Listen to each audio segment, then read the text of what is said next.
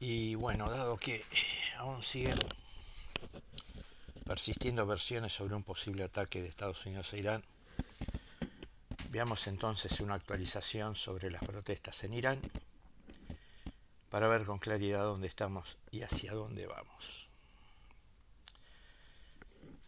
Bueno, ese es por lo menos la pretensión. Esperemos que seamos capaces de lograrlo. En primer lugar hay que entender el comportamiento de Trump. Trump es un dirigente que emite mensajes contradictorios de manera permanente. Esto no es nuevo para nosotros y es la forma habitual de operar. Durante la llamada guerra de los 12 días prácticamente pasó una semana entera anunciando que iba a atacar a Irán. Lo dijo casi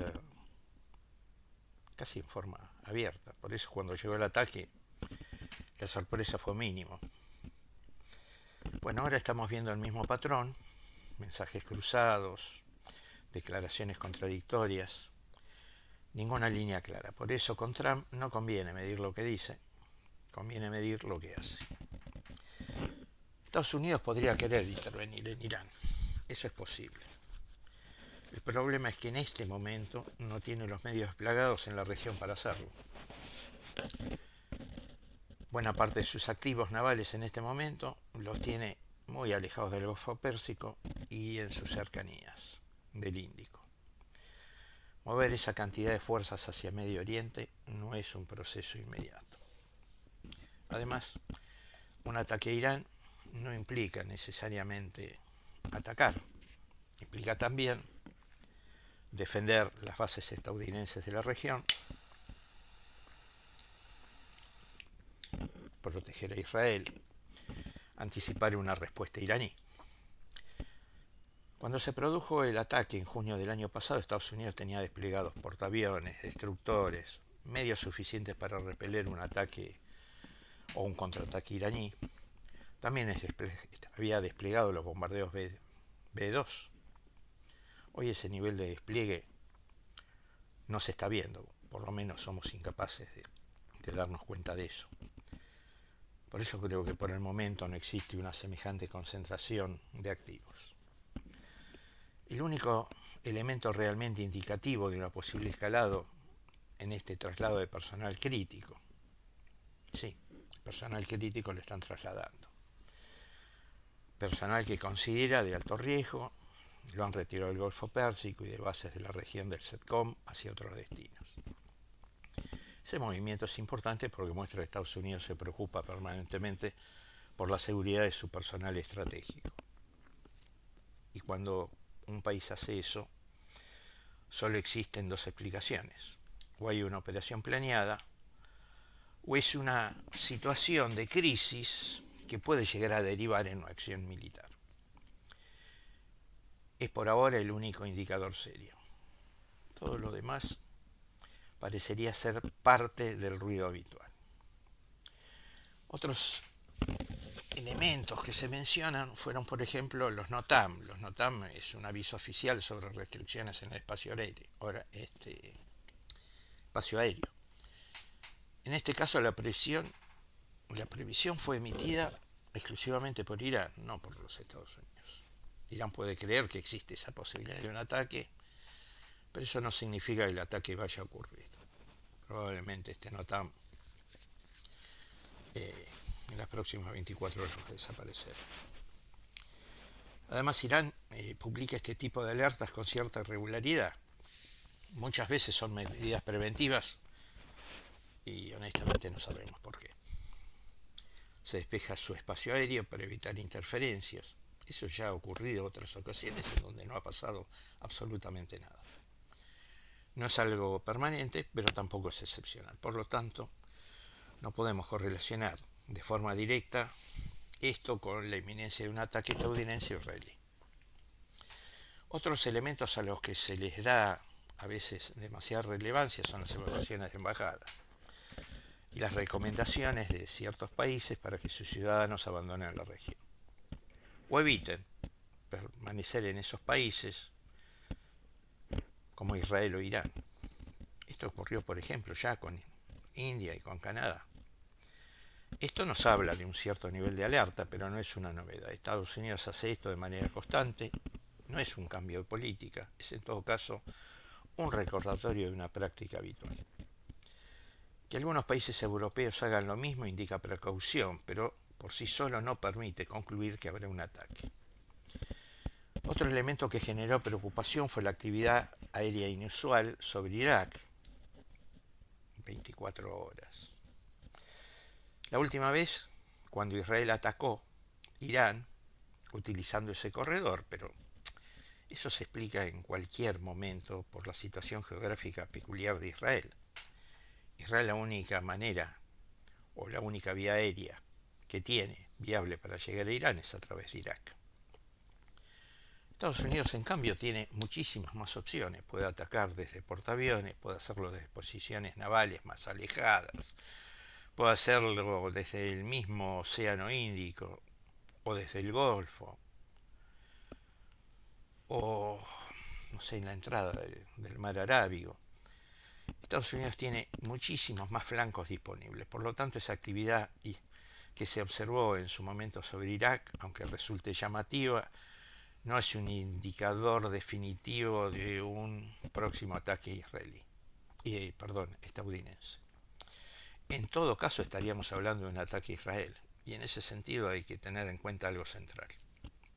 En este momento, al día de hoy, Israel y Estados Unidos no persiguen los mismos objetivos. Israel sí busca un cambio del sistema político en Irán, de manera definitiva. Israel quiere desarticular a Irán como actor geopolítico. Quiere que se produzca un escenario similar al que vivimos en Libia, Siria o Irak. Un estado fragmentado, inestable, sin capacidad de proyección regional. Porque para Israel, Irán es un rival estratégico. No le sirve un Irán secular ni un Irán pro-occidental. Incluso en ese caso seguiría siendo un competidor, no solo por la influencia regional, sino porque le disputaría es propio Israel el favor de los Estados Unidos. Por eso, los objetivos israelíes son muy distintos a los objetivos estadounidenses. Por mucho que en muchas situaciones realicen operaciones conjuntas, se manifiesten mediáticamente uno junto al otro, etc. Estados Unidos, en cambio, desde el punto de vista geopolítico, busca un Oriente Medio más estable. Esto se ve claramente en Siria. No impide que Israel actúe, pero sí reduce el nivel de agresión israelí sobre Siria. Si no, Israel ya habría llegado una docena de veces seguidas a Damasco si hubiera querido. ¿Quién se lo impide? Estados Unidos, nada más. Por eso Estados Unidos empuja a Israel a negociar, le guste o no le guste, con el régimen de Damasco y con el gobierno de Turquía. Estados Unidos no busca un cambio del sistema en Irán, insisto, busca un acuerdo. Un acuerdo similar al que en su momento impulsó Obama, pero ahora en condiciones diferentes y con una relación de poder distinta, absolutamente a favor de Estados Unidos. Hoy lo que Estados Unidos exige es, en los hechos, una capitulación de los objetivos del gobierno iraní, no una desarticulación del país. Obviamente las condiciones son inaceptables para Teherán. Un ejemplo claro es el derecho de enriquecimiento de uranio, que para Irán no es solamente una cuestión simbólica, es una cuestión de soberanía nacional, pero también es una cuestión económica. Si Irán renuncia a enriquecer uranio, debe importarlo, perdería autonomía, y toda su infraestructura nuclear civil pierde sentido económico, tendría que desmantelarlo. Entonces, Estados Unidos tiene objetivos que hoy no puede imponer, ni con las fuerzas desplegadas que tiene en este momento, ni aún con la situación política interna existente en este mismo momento en Irán. Porque hay que considerar también el contexto interno de Irán. Las protestas han venido disminuyendo en estos últimos días, sorpresivamente. Bueno, Una de las causas principalmente es por la represión a los manifestantes, que en determinadas ciudades y en determinados momentos abandonaron las formas pacíficas de expresar su descontento, descontento que es fundamentalmente por la crisis económica, y se lanzaron a provocar grandes disturbios y daños a la propiedad pública y privada, que no necesariamente son los mismos manifestantes. Probablemente la identidad de los mismos son distintos. ¿Qué ocurre? Que la República Islámica aplicó esta vez el concepto de tolerancia cero ante la quema a mansalva de edificios, instalaciones y automóviles. Abrió fuego letal contra los manifestantes armados, a los que se dieron el lujo de caratular de bandas de delincuentes terroristas subversivos locales y de grupos terroristas específicamente financiados por el Mossad y la CIA. Lo cierto era que eran grupos que disparaban a matar a las fuerzas policiales. Se produjeron auténticas balaceras generalizadas. La represión desatada por el gobierno fue extremadamente fuerte para restablecer la tranquilidad y el orden públicos. De ahí la cantidad de muertos y heridos producidos que, aunque lejos de las cifras publicitadas en Occidente, son respecto a anteriores de magnitud. Esa escalada de violencia esta vez fue superior, también por la intervención confesada de actores extranjeros. Eso generó rechazo en sectores importantes de la sociedad iraní.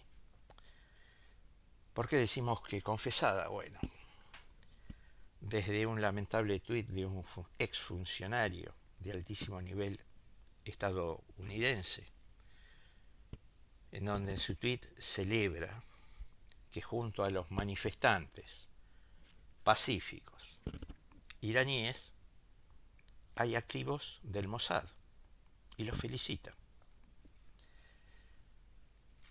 O lo que pasó en Israel, donde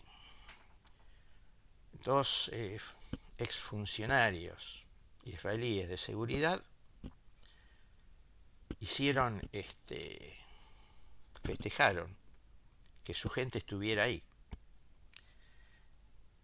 y que son contrarrestados en sus manifestaciones desde la televisión iraní por otros exfuncionarios de inteligencia que en vez de decirles no mientan, no confundan, dicen, señores, estas cosas no las podemos hacer públicas, las tenemos que seguir haciendo como lo hemos hecho antes, de manera secreta, de manera encubierta. Entonces, evidentemente, esto en una parte importante de la sociedad iraní, aún contestataria del gobierno, produjo un inmenso rechazo. ¿Por qué? Porque rechazan la injerencia extranjera. Sí, en Irán, a respuesta a las protestas, también se dio por un elemento que pasó bastante desapercibido dentro de los medios occidentales, que fue las contramanifestaciones a favor del gobierno iraní que se produjeron en gran parte de las ciudades iraníes por parte de sus simpatizantes, de sus adherentes. La primera fue una absolutamente inmensa que se dio el 12 de enero, en donde varios millones de iraníes ganaron las calles de Irán a favor del gobierno. Ahora, ¿quiénes participaron en esas manifestaciones? Bueno, en primer lugar, sectores más religiosos y piadosos, pero donde los jóvenes eran mayoría aplastante. Sectores que interpretaron que las protestas se estaban descontrolando, que no estaban dispuestos a renunciar al actual sistema político vigente, que lo consideran propio, suyo, y que para sorpresa de nadie dentro de Irán, salvo para ciertos analistas occidentales con relatos que vienen repitiendo desde muchísimo tiempo, Esos mismos manifestantes, mientras simultáneamente daban testimonio público de apoyo al sistema político, simultáneamente en las declaraciones televisivas que salían por todos los canales iraníes, expresaban claramente su enojo por la situación política y económica del país. Y de esa situación económica que están sufriendo, hacían pública acusación en la televisión estatal iraní a las propias autoridades. Como vemos, no se trata de una cuestión ideológica o religiosa. También hay un factor de miedo. El gobierno logró instaurar en la sociedad iraní un mensaje claro: o nosotros o el caos. La idea es sencilla: si estos avanzan por este camino, lo que viene es una guerra civil. Y eso es algo que la mayoría de los iraníes no solo no quiere, les produce terror. Todo el mundo tiene presente en Irán las imágenes de destrucción en la última década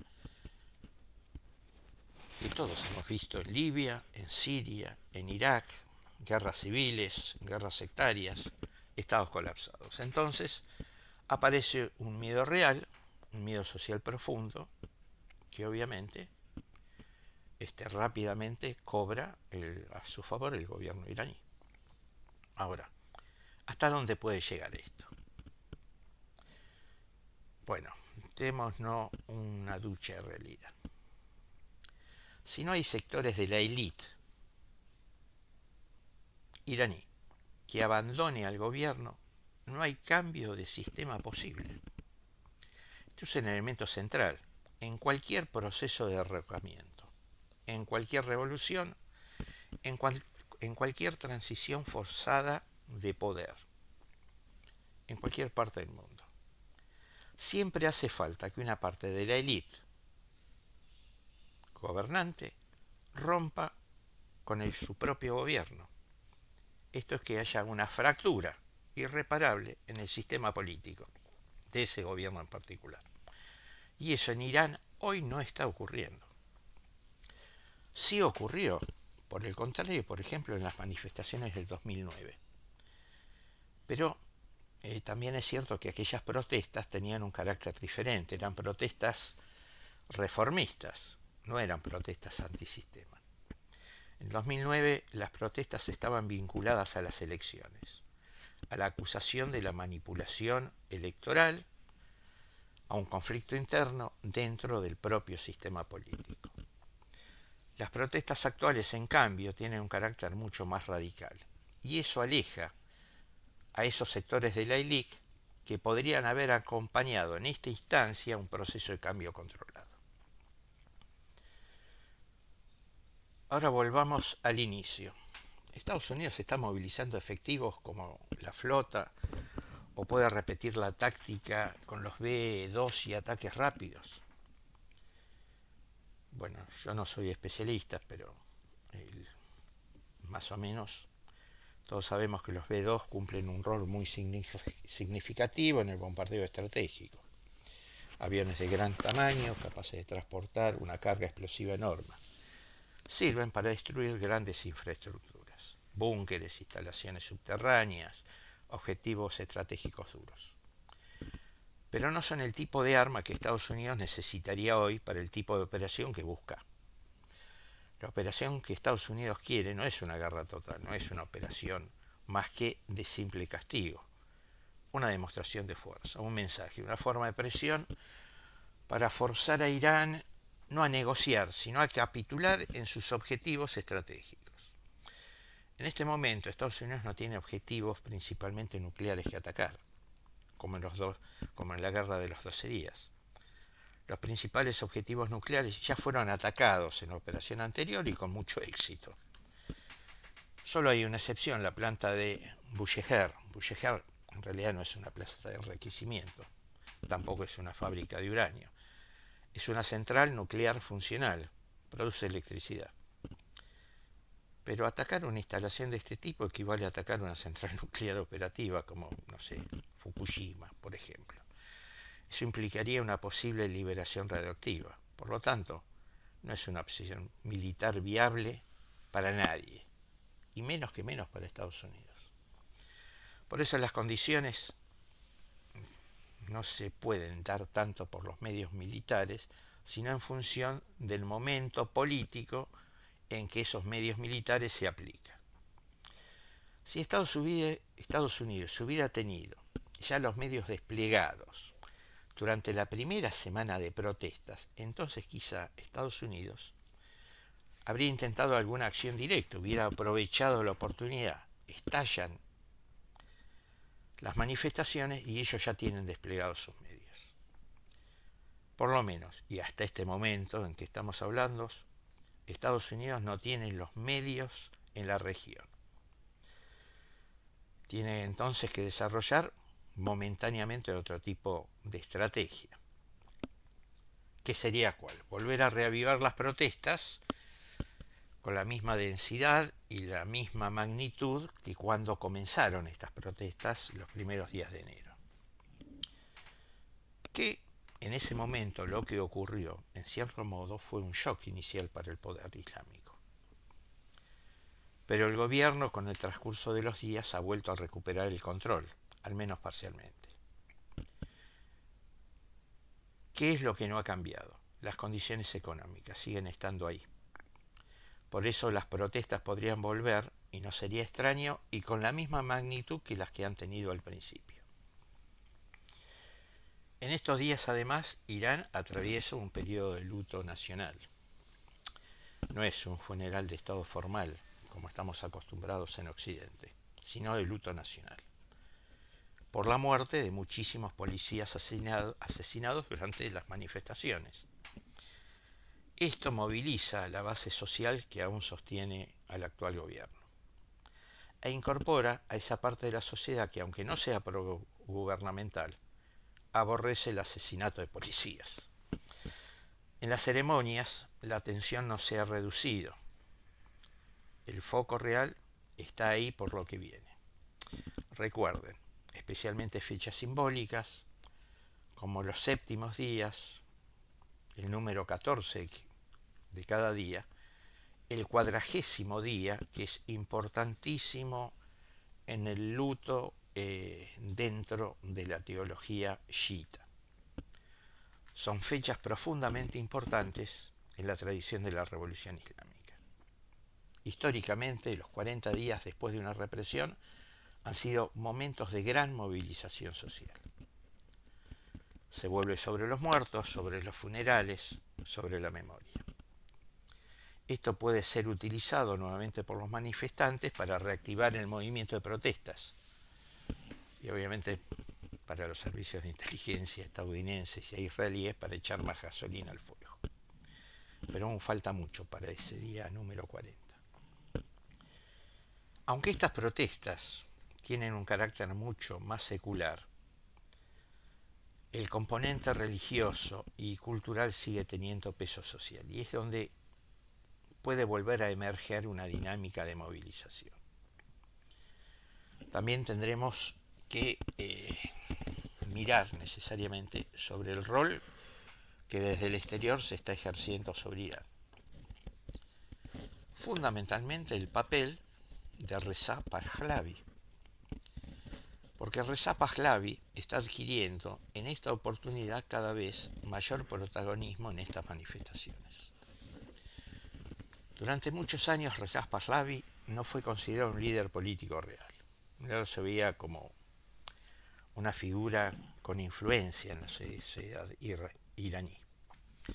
Se lo percibía fuera de lugar, desubicado, desconectado con la realidad del país. Por ejemplo, sus propios hijos prácticamente no hablan farsi y están plenamente integrados en las sociedades occidentales donde crecieron por el exilio de su padre. Por eso durante mucho tiempo se pensó que su proyecto político no tenía continuidad posible. Sin embargo, en los últimos años, especialmente en las manifestaciones del 2022, esta situación comenzó a cambiar. Reza Pahlavi empezó a rodearse de un entorno político más competente y también reformuló su discurso, Dejó de hablar de recuperar el trono, dejó de hablar de que quería ser rey.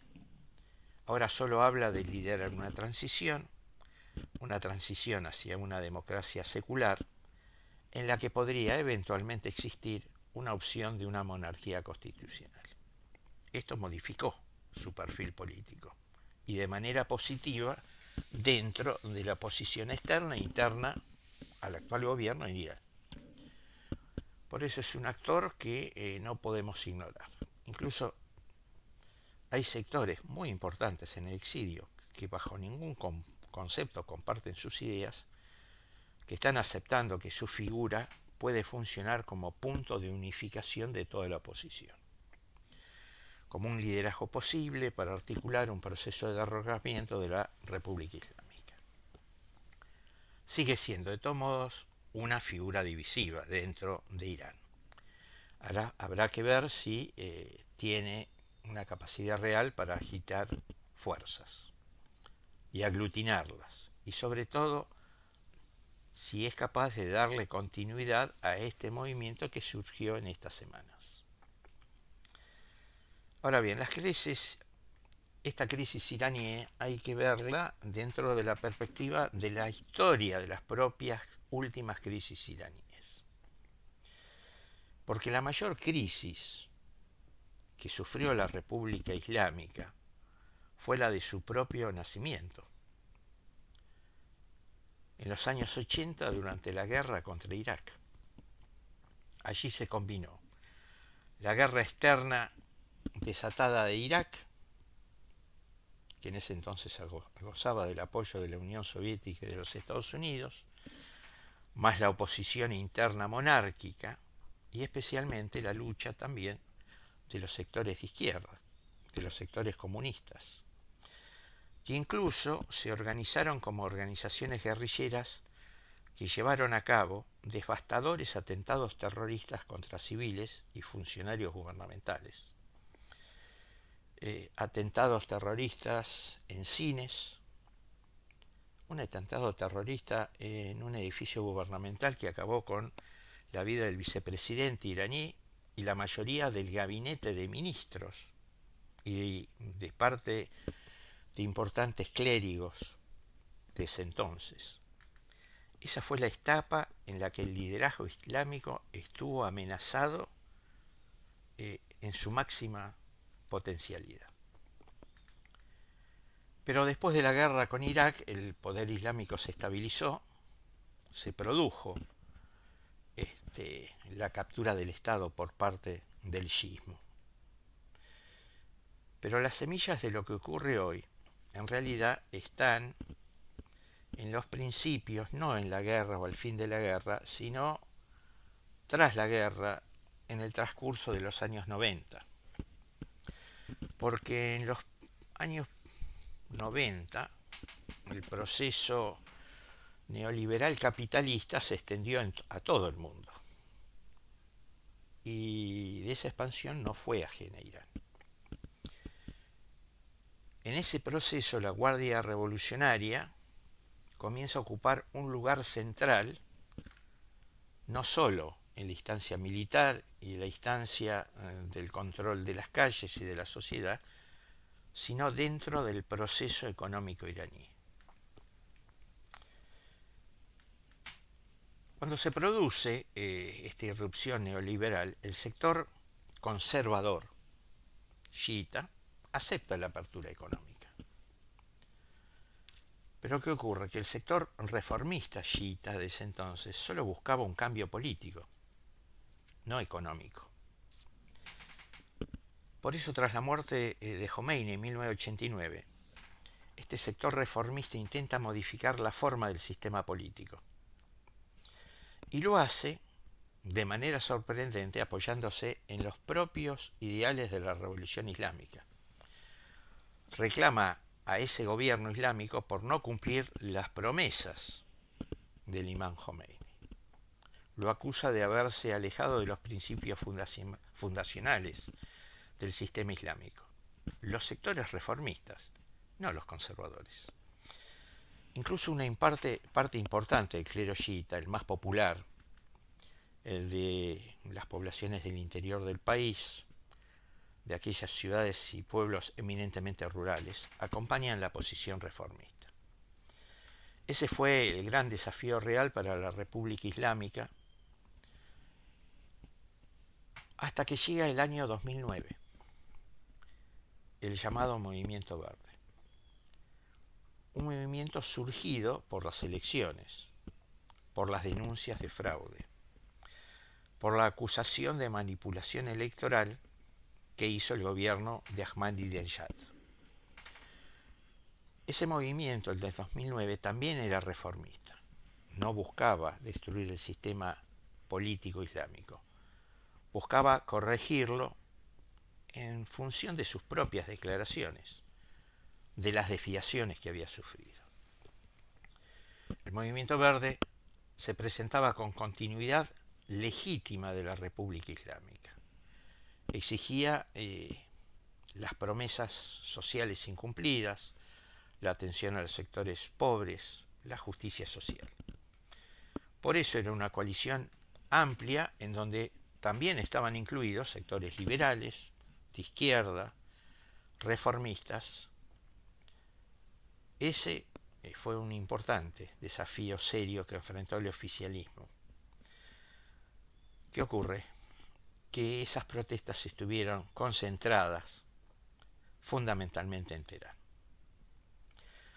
que movilizó a los sectores populares urbanos, a los estudiantes y a las capas de clase media, pero que era un desafío contenido exclusivamente de la ciudad de Teherán. Lo que se produjo después fue una creciente marginación de los reformistas dentro del sistema islámico del gobierno, una vez que las manifestaciones esas desaparecieron. Fue una exclusión progresiva dentro del propio sistema islámico. Los sectores reformistas islámicos fueron excluidos del manejo del poder. Quedó ese componente reformista quedó relegado o subordinado al componente religioso revolucionario originario. Después del 2009 vienen otros 3 grandes ciclos que surgieron 8 años después, en el 2017, 5 años después, en el 2022 y las actuales. En las del 2017 las protestas vuelven a cambiar de naturaleza, ya no son reformistas. ¿Por qué? Porque los reformistas islámicos han sido directamente desgranados, diluidos en su capacidad política. Los manifestantes en el 2017 no buscan una reforma del cambio o un cambio dentro del propio sistema político. Cuestionan el sistema en su conjunto. Empiezan a transformarse en protestas lisas y llanas directamente contra el sistema político en su conjunto. Por eso en el 2017 aparecen consignas masivas que dicen abajo el sistema o muerte a Jamenei. Y es ahí, en el 2017, por primera vez, donde es resucitada, aunque de manera muy mínima, la figura de Reza Pahlavi, el heredero de la antigua dinastía, que en el 2022 ya sí se presenta como referente simbólico para un sector de la oposición, pero de manera de una monarquía constitucional.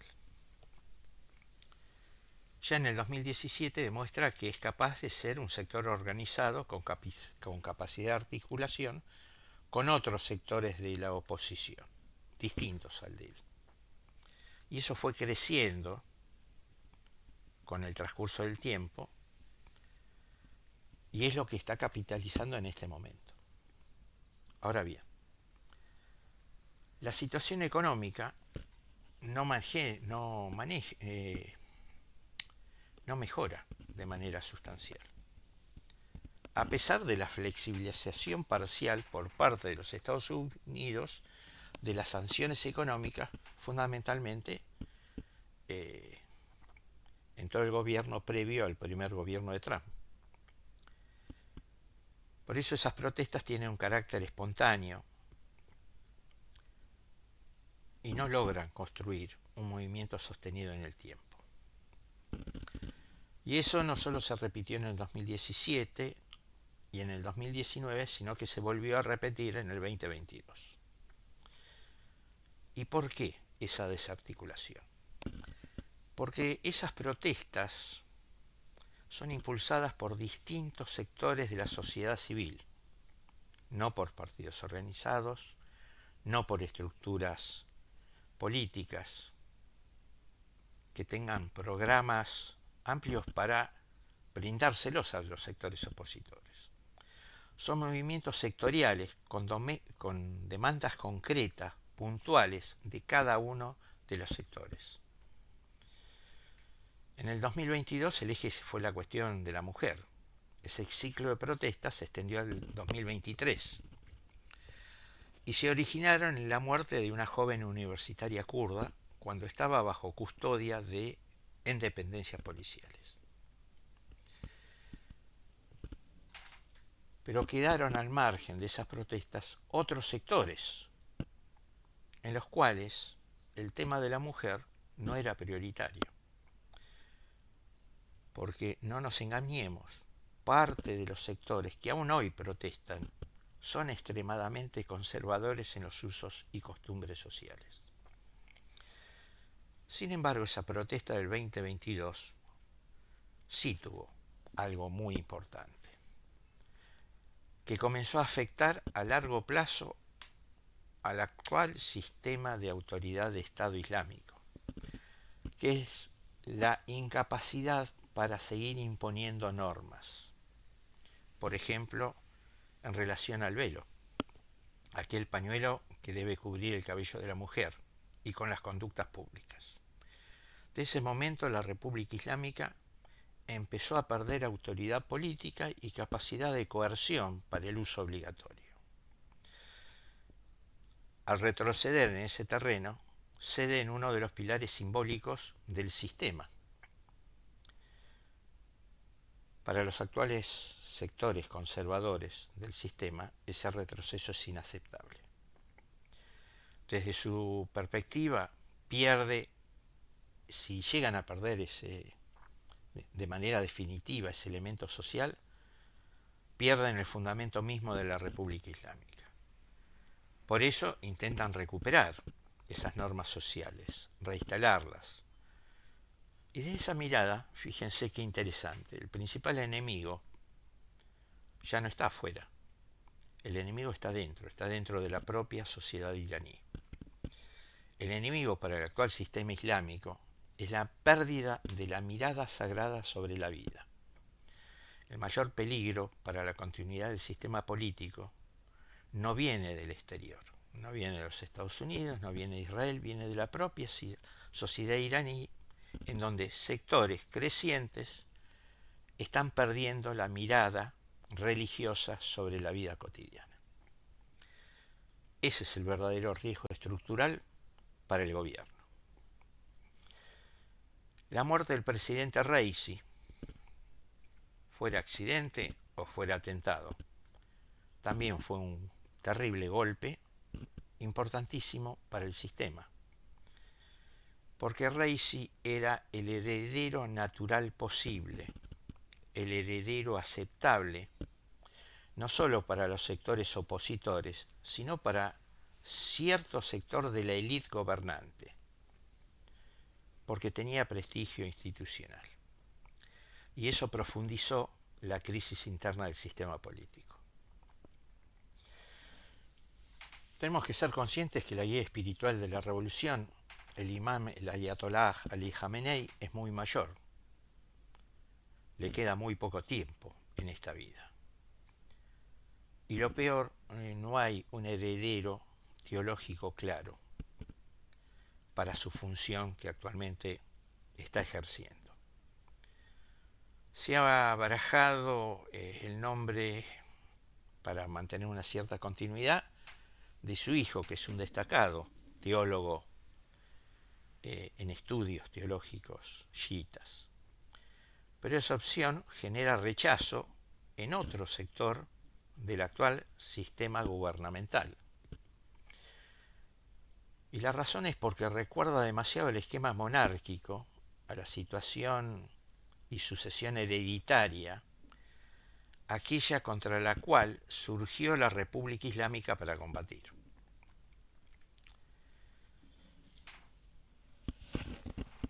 Por eso también empiezan a circular ciertas ideas de reforma política, no para derribar el sistema, sino para reformarlo desde adentro. Una de estas ideas es la renuncia de Jamenei ahora, en los próximos tiempos, para anticiparse a su muerte natural.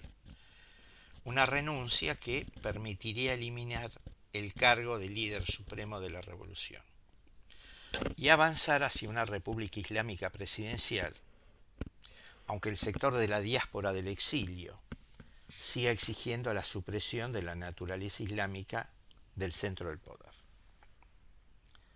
Sin embargo, la renuncia de Jamenei podría destrabar la situación al interior del gobierno iraní. Podría permitir prometer un cambio más profundo, pero también, y en paralelo, existe el temor que su renuncia ahora acelere la percepción de la debilidad del gobierno, que los manifestantes más duros interpreten el sistema se está cayendo, es ahora o nunca.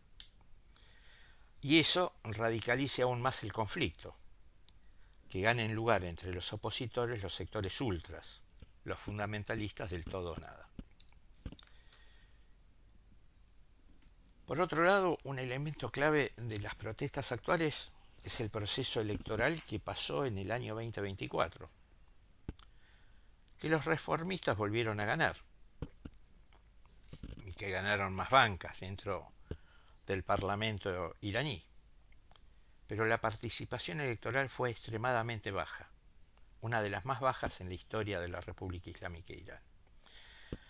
Y esa victoria, a los ojos de todos, tampoco produjo cambios reales.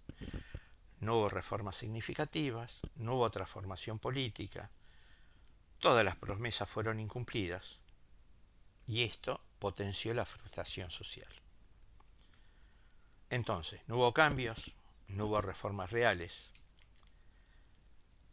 Y al año siguiente, en el 2025, se produce un ataque no provocado por parte de Israel y los Estados Unidos, lo cual fue un regalo del cielo para el sistema actual de gobierno islámico, porque propició la unidad nacional frente a un ataque externo.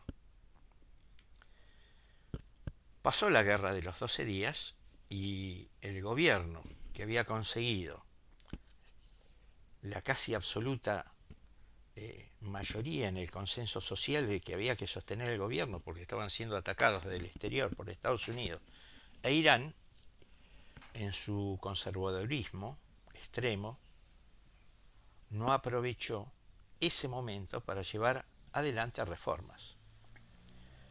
Y ahí aparece el problema, la crisis, el punto de ruptura.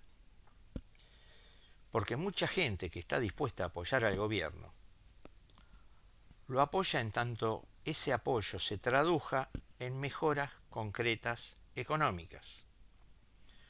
Si cambia la situación de vida cotidiana en el día. Pero cuando ese sector ve que no hay voluntad de reforma, primero aparece el distanciamiento y luego aparece la protesta. Cuando se le pregunta qué tipos de reformas exigen la mayoría de los manifestantes, la primera, y por encima de todas, es que mejore la vida económica. Es innegociable eso. No están dispuestos a seguir viviendo la vida que llevan hoy. Y poco les importa si esas causas son inherentes al sistema propio o si eso está agravado por las sanciones económicas que volvió a reinstalar y de manera muy importante no solo Estados Unidos, sino el resto del concierto del mundo occidental. Luego aparecen las exigencias de más libertades y más participación política. Y cuando se habla en estos sectores más reducidos de participación política, no lo reducen al ejercicio del voto, no. Lo que ellos exigen es tener una mayor representación real dentro de la estructura política, de que estén presentes en el poder todas las voces sociales. Pero este otro eje que existe no solo es el más inmediato, sino el más importante, y que es el económico, y en donde pesan muchísimo, por cierto, las sanciones económicas de Estados Unidos. Resulta que, como cualquier otra sanción de los últimos 20 años que ha ejercido Estados Unidos, rara vez debilita al poder reinante, sino solo afecta a la población. O sea, se extrema la situación de la vida de esas sociedades y poco y mínimo daño hace al gobierno o al sistema que se está pretendiendo combatir o reemplazar. Irán tiene por su lado otro problema económico, que es su intento de reorientar su economía hacia Oriente en función de estas sanciones. Primero porque las élites reformistas, las clases medias y parte de la élite actual siempre han mirado hacia Occidente, miran históricamente hacia Europa. La parte oriental del país, por ejemplo, Irán, es la más atrasada, la menos desarrollada, la que tiene menor infraestructura. La vida política y social se concentra en el sector occidental de Irán, en Teherán, en Qom, en el Azerbaiyán iraní. Por eso, ese giro hacia Oriente es difícil, porque una parte importante no está dispuesta a mirar a Oriente. Por el otro lado, China debería comprometerse mucho más con Irán. Y visto lo visto, China no parece muy dispuesta a hacerlo. Aparte porque Irán permanentemente ha jugado a dos bandas, que es el clásico del chiismo. Firmó acuerdos con China, luego los relativizó, los que les convenía los siguió llevando adelante, el resto, donde el que tenía que cobrar las ganancias era China, lo llevó a vías muertas. Y para agravar la situación firmó acuerdos con India. E India es el rival de China. Un ejemplo claro, el puerto de Chabahar, que es un puerto estratégico iraní sobre el Océano Índico. Irán acordó con India la construcción y el desarrollo. Lo justificó alegando que de esa manera aseguraba la conectividad de la venta del gas y del petróleo iraní a Rusia. Y para evitar tener que pasar por Pakistán, que es el principal aliado de China. Tan es así que Pakistán es el principal aliado de China que los chinos han llegado a decir que Pakistán es su Israel en comparación con Estados Unidos. Por lo tanto, Irán nunca terminó de ser un socio plenamente confiable para China. Para peor del gobierno iraní, Rusia tampoco es un socio confiable.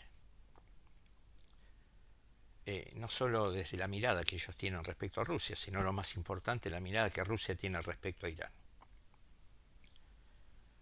Irán, por un lado, nunca confió en Rusia, nunca lo ha hecho. Ni en la época de la Unión Soviética, ni en la época de Yeltsin, ni en la época ahora de Putin. Por cuestiones históricas, geográficas, religiosas y políticas.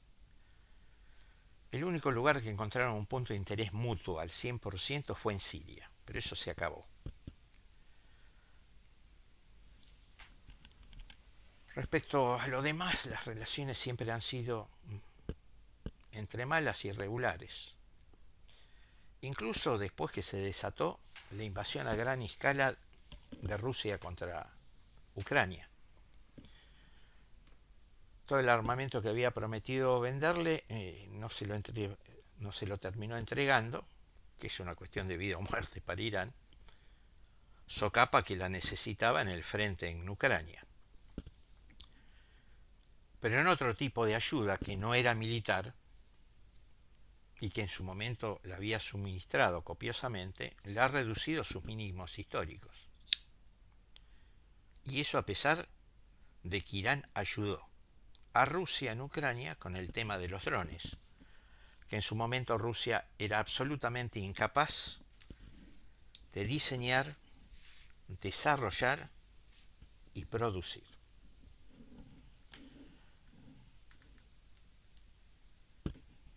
Ahora bien, Rusia por el otro lado tampoco le interesa un cambio de sistema en Irán. Y aun con todos los desacuerdos que tengan, le conviene el actual Irán. Un Irán aislado, marginado, que se vea obligado a seguir relacionándose con ellos, aunque no lo quiera, y en términos desiguales. Un Irán que sirva como contención, que es un Irán que históricamente ha sido anti-Estados Unidos, y que le garantiza, desde el punto de vista geopolítico, a Rusia un gobierno que no sea hostil en su flanco sur. Por eso, para Rusia sería extremadamente peligroso un Irán absolutamente distinto al actual. Por el Cáucaso, por Asia Central. Rusia no tiene ningún interés en que haya ningún cambio en Irán. Pero, no nos equivoquemos. Más allá de evitar un cambio de sistema, Rusia no está dispuesta a ayudar realmente a Irán. Como lo ha demostrado todos estos años en su relación con Israel. Rusia históricamente ha tenido excelentes relaciones diplomáticas con Israel. Israel tiene estrechísimas relaciones económicas con los oligarcas rusos amigos de Putin. Y no hay lugar a dudas que durante toda la guerra en Siria, si bien ayudó a Irán, lo cual le permitía a Irán ayudar a sus milicias proxies en Irak y en Siria, jamás Israel evitó un ataque aéreo israelí sobre Siria. Nunca. Rusia últimamente intentó mediar, como tiene canal directo con Tel Aviv, pero también con Teherán, transmitir mutuamente garantías de que Israel no ataque a Irán e Irán no ataque a Israel. Por lo menos así salió en la prensa, se toma con todos los recaudos del caso, pero al menos salió en la prensa rusa y en la prensa libanesa pro-iraní y en la prensa iraquí pro-iraní. Israel hoy, en los próximos días, su principal objetivo, además, más que Irán, es terminar de exterminar la presencia de lo que resta de Hezbollah en el sur del Líbano. Y hacia ahí están el 100% de sus energías. Y si no lo ha podido concretar es pura y exclusivamente porque es lo está presionando en sentido contrario a Estados Unidos. Si no, Irán ya hubiera completado el trabajo que no terminó de concluir en su anterior guerra y ocupación del sur del Líbano.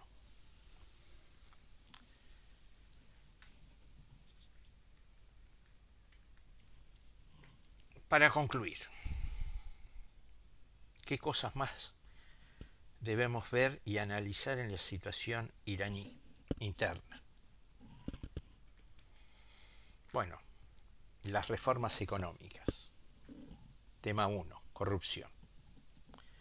Ese es un elemento principal, hay que entenderlo bien, pero no hay que verlo como un elemento exógeno que va contra la economía, sino que es un elemento integrante fundamental dentro de la parte estructural de la economía iraní. La corrupción es como realmente funciona la economía de Irán, en el sentido institucional, en la cual participan todos los sectores, oficialistas y opositores, los de la gran burguesía, los de la pequeña burguesía, la clase media, los sectores más postergados. Hay una inmensa economía en negro, inmensa, que es la que le permite a Irán sobrevivir a todas las sanciones económicas. Porque si la economía iraní estuviera totalmente blanqueada y funcionara el 100% dentro de las instancias legales, se hubiera quebrado. Como gran parte de la economía iraní funciona en negro, esas sanciones económicas no pueden llegar hasta el fondo. En una palabra, la corrupción es necesaria en tanto existe un grandísimo mercado negro y en tanto sigan existiendo las sanciones económicas internacionales absolutamente asfixiantes. Obviamente que también genera grandísimas desigualdades. Como por ejemplo las oligarquías rusas, que viven expoliando al Estado Nacional, sin que sus habitantes puedan hacer nada. Pero en el caso iraní hay una diferencia, que es que gran parte del resto de los sectores que están excluidos del poder también funcionan dentro de esa economía negra. Y por el otro lado, la existencia de la Guardia Revolucionaria, que son los que responden al líder supremo. Pero la Guardia Revolucionaria no hay que verla como un actor privado desde un poder centralizado, sino como un sistema paralelo que funciona al resto de las propias instituciones. Por eso, en el futuro próximo tenemos que observar a la oposición, al sector monárquico, cómo Reza Pahlavi es capaz de navegar el actual momento, pero ojo, que el gobierno ha recuperado el control en la mayor parte de las calles, en la mayor parte de las ciudades donde hubo protestas, las últimas, de los últimos 15 días. Ahora, si hay una reanudación de las protestas a partir de un día determinado, y si Estados Unidos empieza a mover activos militares a la región, y que hay algunos rumores que eso lo está haciendo de esa manera, entonces se comienza a generar una nueva ventana de oportunidad para realizar un ataque contra Irán, aprovechando de que las manifestaciones vuelven a acrecentarse. Esto está encima de la mesa. La posibilidad de que Estados Unidos, ahora que ha resuelto, parece de manera definitiva, el tema de Venezuela, no se trataba de lanchas narcotraficantes, no se trataba de la droga que iba a Estados Unidos, no se trataba de la dictadura chavista, solo se trataba del petróleo. Y quitado a Maduro, han arreglado el problema con el resto de la estructura chavista. ahora Estados Unidos está en condiciones de tener las manos libres y comenzar a mover activos a Oriente Medio. Y digámoslo claramente, si esos medios los vuelven a ubicar en la región, entonces vuelven a tener una ventana de oportunidad para realizar ese ataque si logran volver a prender fuego a Irán a través de las manifestaciones. Manifestaciones en las cuales, por un lado, saldría la oposición iraní y por el otro lado, todos los activos de los servicios de inteligencia israelíes y Estados Unidos volverían a contribuir para que lleguen a su máximo expresión de violencia. Ahora, si Jamenei muere, ¿eso significa que va a haber un cambio inmediato en el sistema político iraní? Difícilmente haya una apertura a Occidente. Si Jamenei fallece mañana, lo que va a haber es una toma del poder por parte directa de los sectores de la Guardia Revolucionaria, que son realmente la columna vertebral del sistema. La columna vertebral no es el líder supremo. El líder supremo es la representación política de esa columna vertebral que es la Guardia Revolucionaria. Junto con el ejército, pero fundamentalmente la Guardia Revolucionaria. Por eso es ahí donde realmente los servicios de inteligencia israelí y estadounidense ha tratado de generar deserciones. Y es ahí donde la oposición, los sectores mínimos de esa oposición, pero que tienen vínculos con la Guardia Revolucionaria, por su lado también han tratado de generar deserciones. Pero hasta el momento han demostrado ser absolutamente incapaces de generar una ruptura dentro de la Guardia Revolucionaria. Por eso es que lo más factible es que se dé una transición hacia un sistema menos islámico, pero que sigue siendo islámico, y más volcado a su versión nacionalista iraní. Y fundamentalmente que esos sectores de la Guardia Revolucionaria que controlan el poder hagan ese cambio. No desterrar el islamismo, pero priorizar los intereses nacionalistas sobre los islamistas. Que puede ser difícilmente una dictadura militar, más bien un sistema híbrido, una república un poco más presidencial, quizá con elementos militares.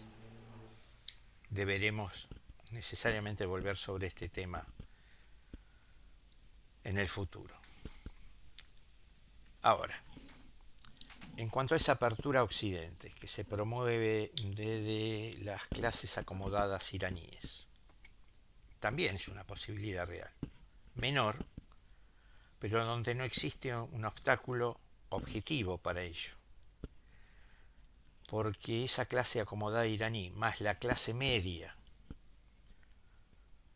cuya una parte importante de esa clase media es el bazar iraní, que ha tenido una actuación importante en estas últimas manifestaciones, tienen una mirada favorable hacia Occidente. Y eso se puede ver en el comportamiento en la calle, en los patrones culturales, en la música en que escuchan, en las tendencias de vestimenta, en sus redes sociales. Eso no sería un problema. Si bien no es un sector mayoritario, es de peso cualitativamente y es un sector que está dispuesto a occidentalizarse rápidamente en lo que tiene que ver en las estructuras políticas, porque individualmente ya son casi occidentales. Ahora, ¿qué ocurre? Que dentro de la oposición, a pesar de la creciente influencia de Reza Pahlavi, no hay ningún sector dominante. La oposición está extremadamente fragmentada. Pueden unirse en una misma calle, pero están peleando por distintos intereses sectoriales. Y como están peleando por distintos intereses sectoriales, es que no se pueden unificar alrededor de un líder que coagule simultáneamente todos esos intereses contrapuestos entre sí. Por ejemplo, en Irán hay muchos sindicatos, hay mucha lucha de organización barrial, de organizaciones de calle, pero carecen del liderazgo nacional. Tienen sus propios objetivos, y esos propios objetivos, intereses por demandas sociales, salarios, prestaciones sociales, acceso a los servicios, son temas, por ejemplo, a los absolutamente ajenos a ese otro sector opositor, que es la de la clase media y los integrantes del bazar,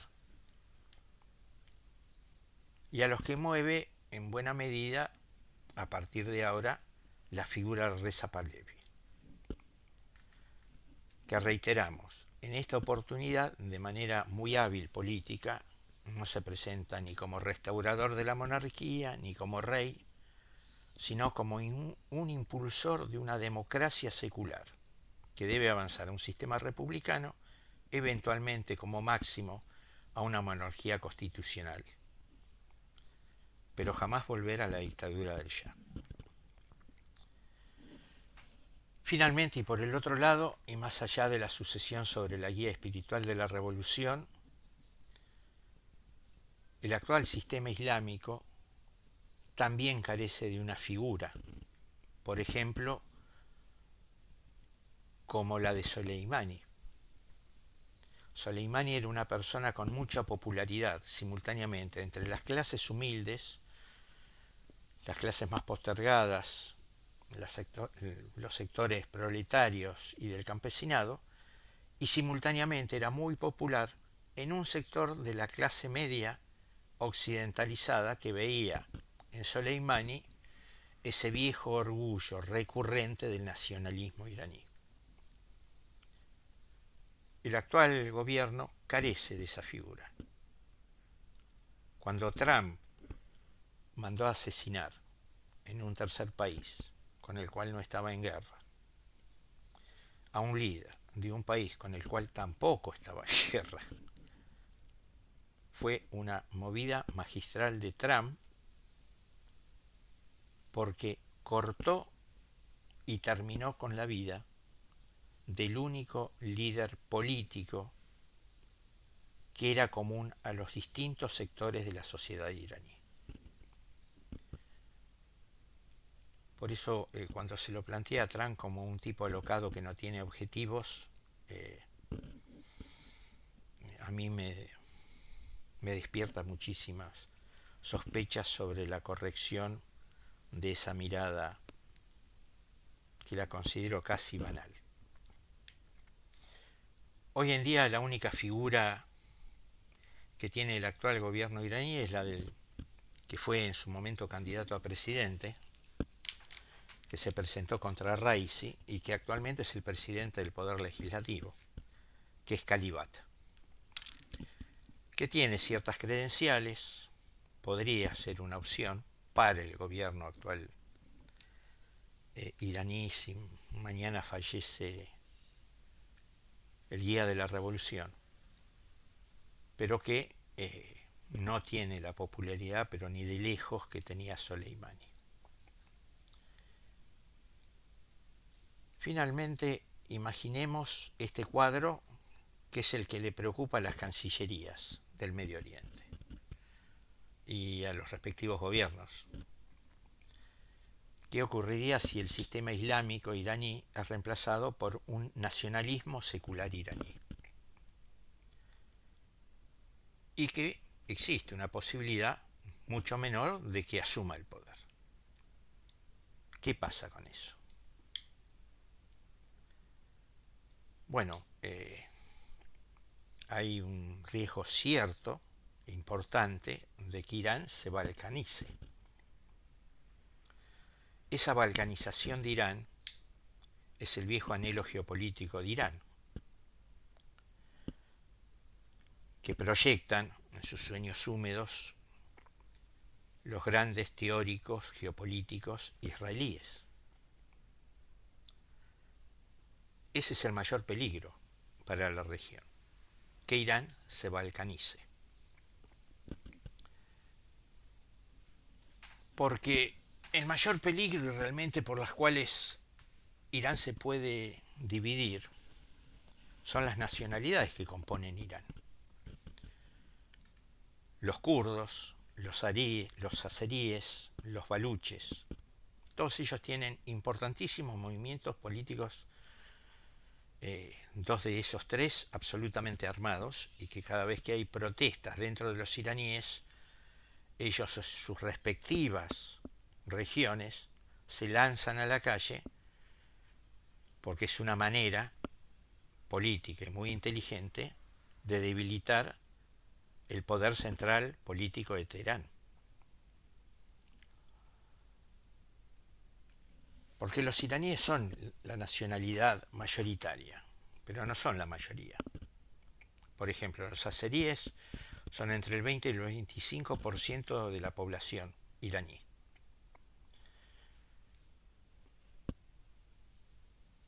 Y los kurdos andan entre el 10 al 15%, los baluches son mucho menos, pero ocupan una gran extensión del territorio iraní. Por lo tanto, esa posibilidad de la balcanización de Irán en distintos estados, y que es el plan geopolítico israelí desde el año 1980 y pico, se contrapone con los planes que a lo largo de todos estos últimos gobiernos y administraciones demócratas y republicanas, y la actual estadounidense, que bajo ningún concepto quiere un Irán partido en 5 veces, en 5 partes. Así como Estados Unidos no quiere la balcanización de la Federación Rusa, tampoco quiere la balcanización de Irán. Esto es histórico en la geopolítica estadounidense. La división de un Estado iraní más homogéneo, de un Estado azerí, o incluso la anexión de las zonas azeríes de Irán por Azerbaiyán, más un Estado kurdo, más un Estado baluche. Y no nos olvidemos que hay una importante minoría árabe en el sur de Irán. Toda esa posibilidad existe. Es lo que desde el punto de vista geopolítico Israel comenzó a diseñar en sus propuestas teóricas doctrinales para Irán a través de la doctrina Shinon. La doctrina israelí Shinon plantea la fragmentación de todos los estados árabes y de Irán en entidades sectarias para facilitar la hegemonía israelí regional. La doctrina Shinon plantea, de manera muy inteligente por cierto, que no es necesario conquistar físicamente todo el territorio de esos países. Solo es necesario debilitarlos, dividirlos y neutralizarlos a quienes habitan en ellos. Es la clásica teoría occidental de controlar un territorio a través del caos y la anarquía interna. Bueno, desde 1982 existe una versión israelí que es la Shinon. Los invito a estudiarla, a buscarla, porque es un desarrollo geopolítico, por lo menos desde el punto de vista intelectual, muy interesante. Está bien que esto se emparenta con ciertos doctrinarios que a través de esta doctrina Shinot refuerza ese concepto mesiánico que tienen del gran Israel. El tema que el concepto ideológico del gran Israel no es ya una simple noción ideológica. En los últimos 20 años de los gobiernos de extrema derecha, Netanyahu dejó de ser solamente una noción ideológica. Ya está incorporada a la agenda política interna israelí. Hoy en día lo reivindican públicamente ministros como Smotrich o Ben-Gvir, y que plantean que el gran Israel no necesita de fronteras definidas, sí hay que promocionar la colonización permanente de los judíos en esos territorios árabes para extender el control Israel definitivo para Gaza, para Cisjordania, con lo cual anulamos cualquier posibilidad de cualquier sueño húmedo de la construcción de un Estado palestino, el control del Líbano, el control del sur de Siria y el resto de los países atomizados entre distintas fracciones que se combaten unas contra otras de manera permanente. En el caso de Irán no serían fracciones, sino serían nacionalidades que tienen viejas disputas históricas entre sí. Mucho más importante, mucho más serio, mucho más grave.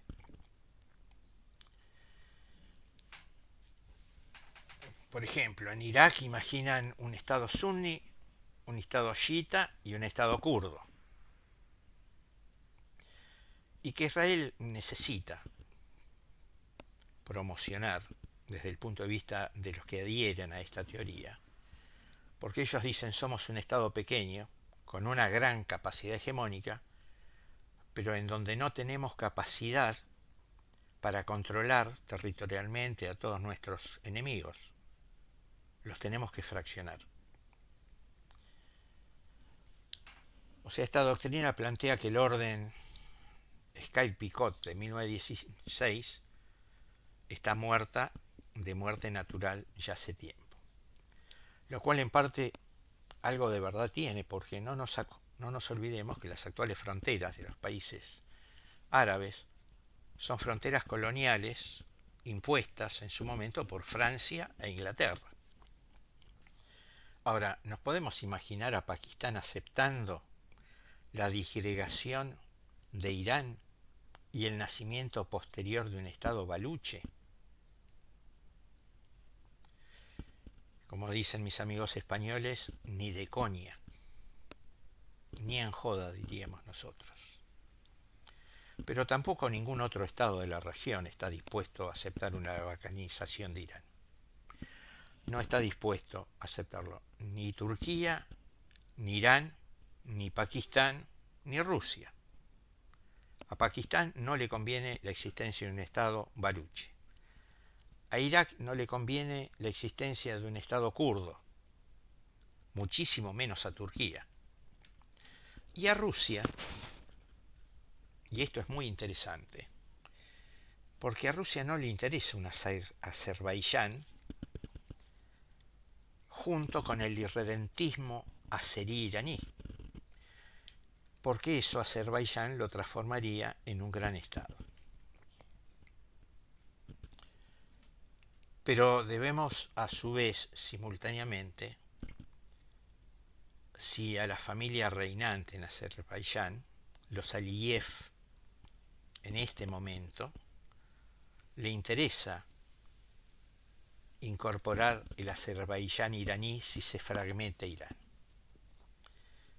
Porque deberían compartir el poder con las élites iraníes azerbaiyanas.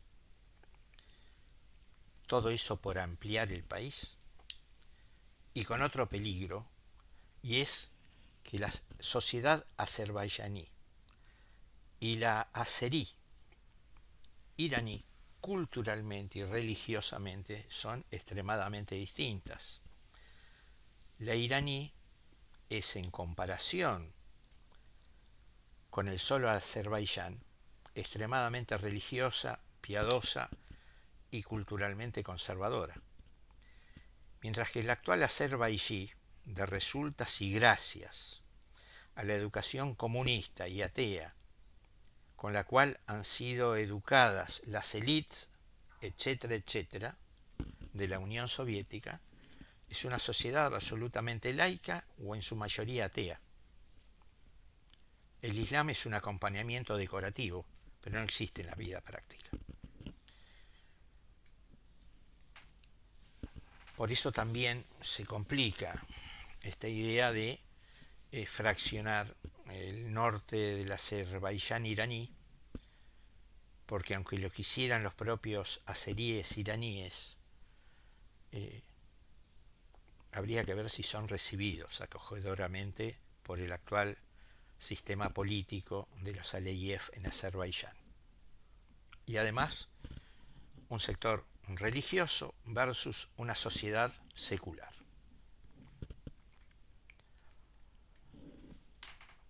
Y finalmente, y los grandes interesados, porque son riquísimos desde el punto de vista petrolero, como son los países del Golfo. A ellos también les implicaría la desestabilización que eso generaría, además de poner en peligro el mercado petrolero. Emiratos Árabes Unidos, que siempre ha sido hostil con Irán y está alineado con Israel desde que el año 2020 se unió a los acuerdos de Abraham, prefiere que Irán siga siendo de esta manera y no un Irán, entre comillas, secular, asertivo y ultranacionalista. O Bahrein, que encima tiene un serio inconveniente, o dos. Primero, hasta hace muy poquito fue una provincia iraní, y por el otro lado la mayor parte de su población es chiita. Entonces, tampoco la región quiere la balcanización de Irán. De resultas de todo esto, el actual sistema político iraní, y más allá del peligro permanente que representa la injerencia estadounidense e israelí, que ellos mismos saben que por necesidades geopolíticas es parte de las reglas de este gran juego, la única manera que tiene el actual sistema iraní, teológico y político, de seguir existiendo en las próximas décadas, es flexibilizar, aunque sea por la galería, el sistema político propio, dando acceso al poder a los sectores que hoy y desde el año 1979 se viene negando a otorgarle. Y que no todos esos sectores opositores coinciden entre sí y tienen los mismos intereses. Y bueno, esto sería todo por